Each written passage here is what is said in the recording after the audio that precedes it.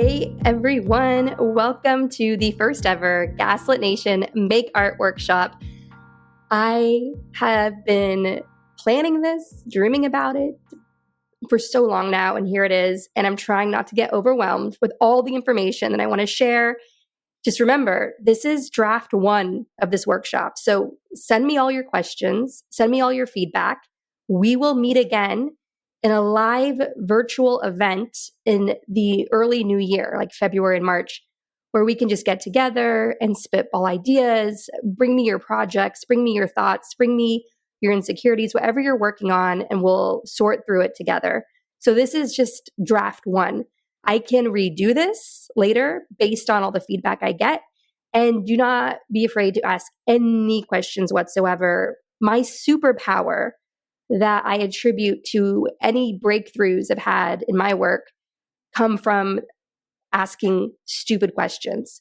So we're going to have a contest of who can ask the stupidest questions. No, but I mean, like, just ask questions. Whoever asks questions, just don't be afraid of whatever questions you might have. There is no such a thing, I think, as a stupid question when it comes to learning process, learning craft, learning anything like that. All questions are valid.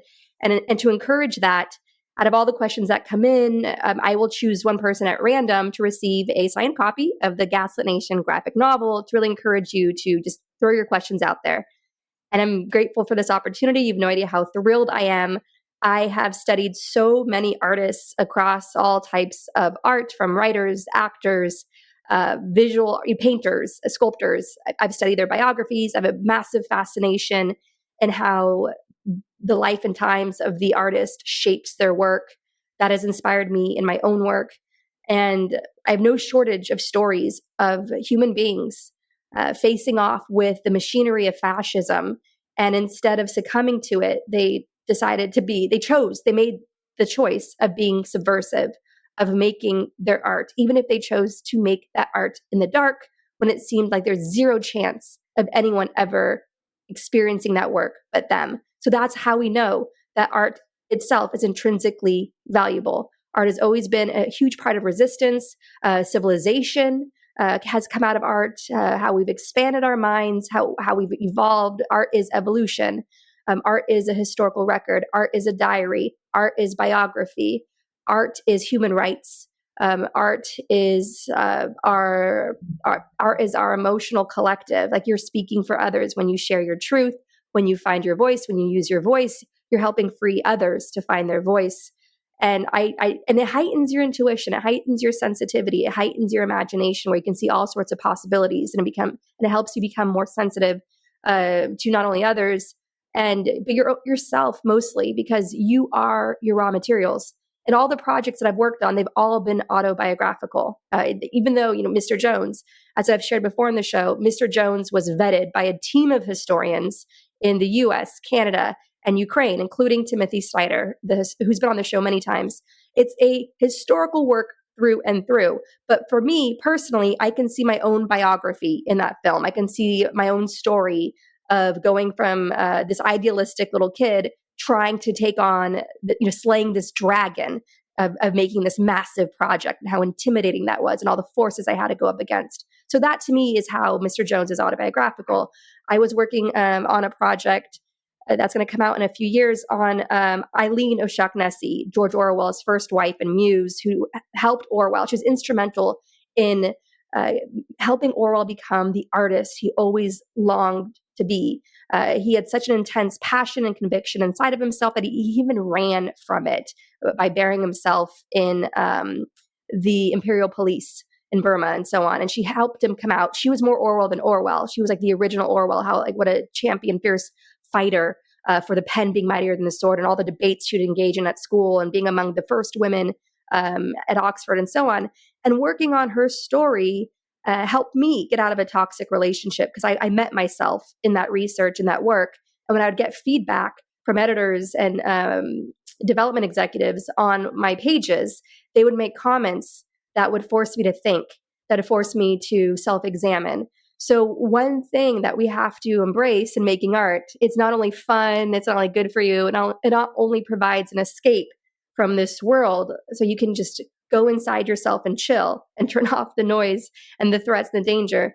But there is something that we all have to sort of be self-loving about when it comes to making art, and patient and kind. We have to learn to make peace and speak kindly and speak gently with the little vicious, terrified, tiny but casting a big shadow voice of fear inside of us.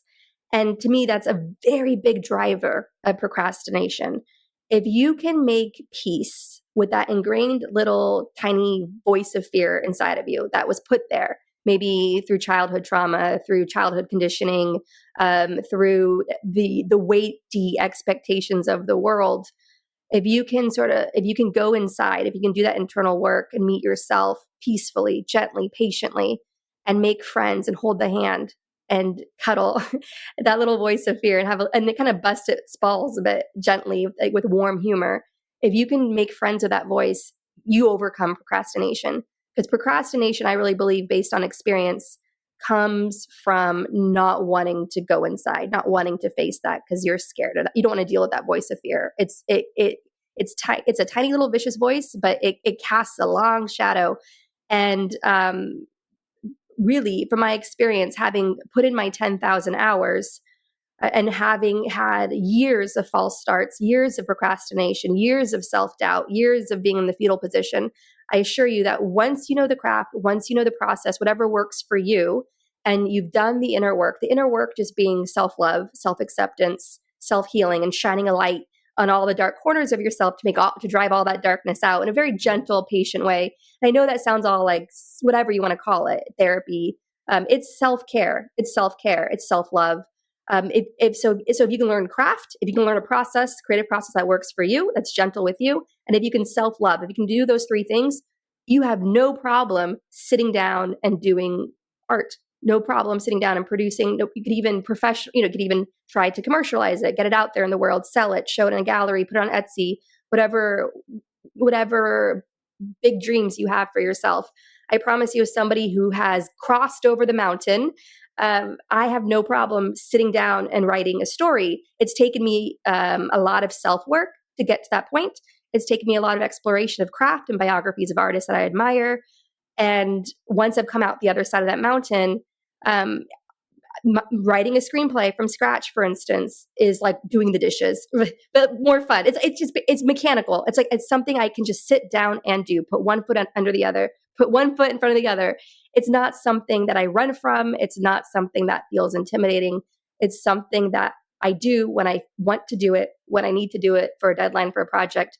It's something that is, I don't want to say easy. That's not the word. It's a skill like any other skill.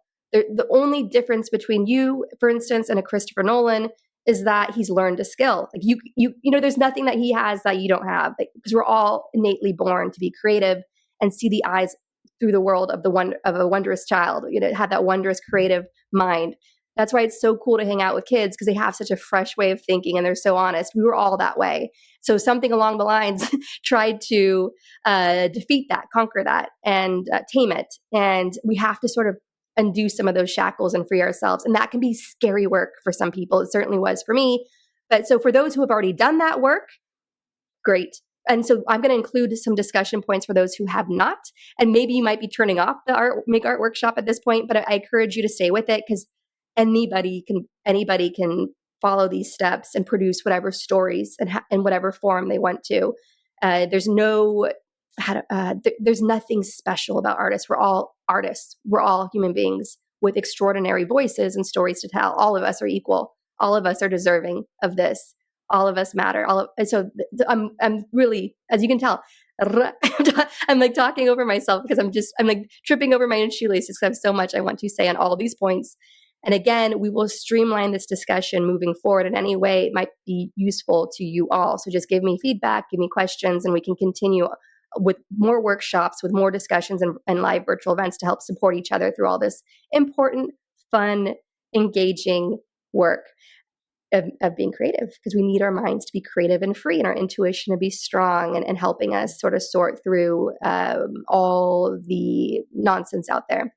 Okay, so I want to share from a reader, Gaslit Nation listener. I received this comment from Deborah, and Deborah writes, yes, to the idea that working on our art sharpens our intuition and is valuable for that alone. Along those lines, I recommend the book Modern Myths, Adventures in the Machinery of the Popular Imagination by Philip Ball. He's usually an awesome science writer, but for some reason decided to take on modern literature.